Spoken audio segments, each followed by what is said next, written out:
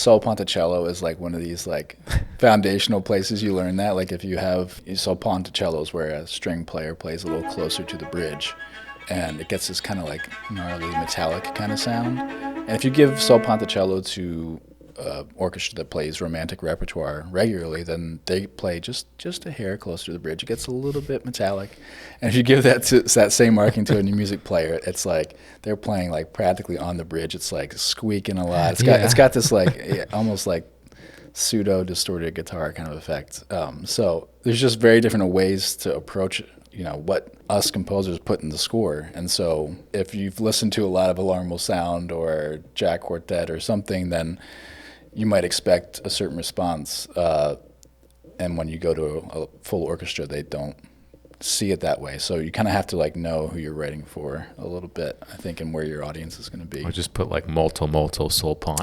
Yeah. Or put Sul Pont scratchy or Sul Pont gnarly or so. Like you got to put some description, otherwise they're not sure what you mean. You really want me to make the thing is they don't want to sound bad. Yeah. Right. And to them, sounding bad is sounding different than what they're used to playing when they're doing the Mahler. Yeah.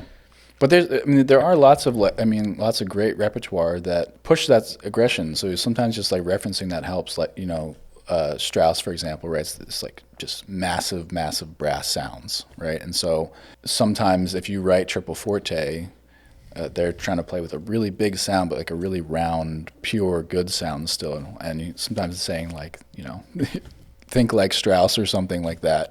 When you're in the rehearsal to the players, they're like, oh, okay, got it. And they just like blast it out. And they know what that means. Yeah, there's a lot of like little tricks like that to kind of figure out how to get these sound that you want.